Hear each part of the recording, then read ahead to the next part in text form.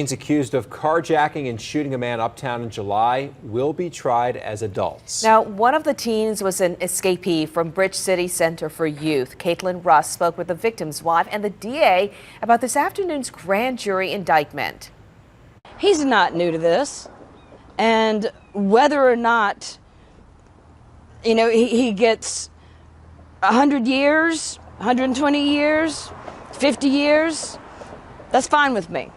I want him to pay the price. My husband is paying the price. My family is paying the price. Scott Toups says she's glad 17-year-old Kendell Myles and his alleged accomplice, 16-year-old Kayla Smith, will be tried as adults as her husband of 33 years still lies in the hospital, back on a ventilator, taking one step forward, then 3 steps back. Imagine being conscious and being able to look around a bit but not really understand what's going on and have all of this pain, all these people around.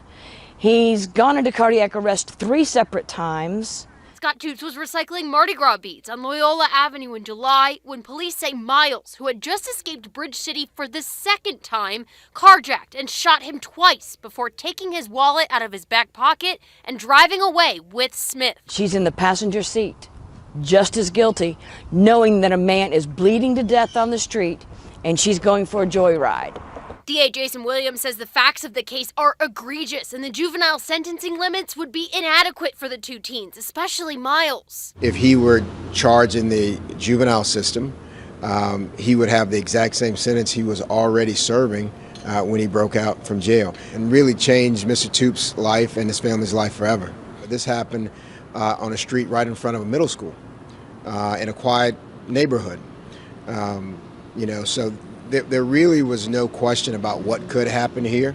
Williams spoke with Stacy at the hospital while the 59-year-old father fights for his life. The DA says they're a family of fighters. I just want them to know that everybody in this building is going to be fighting for them too, over in this building across the street.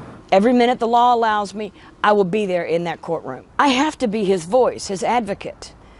He can't speak. He's got a tube in his throat, breathing on a machine, breathing for him. It is my job as his wife of 33 years to be his voice here in this city, and I'm hard to get rid of. I am not going to let someone brush this under the rug. I will not forget, and I will not give up until justice is done. Myles faces multiple charges, including 2nd-degree murder and armed robbery. Smith is facing the charges of conspiracy to commit armed robbery as well as armed robbery. Liz?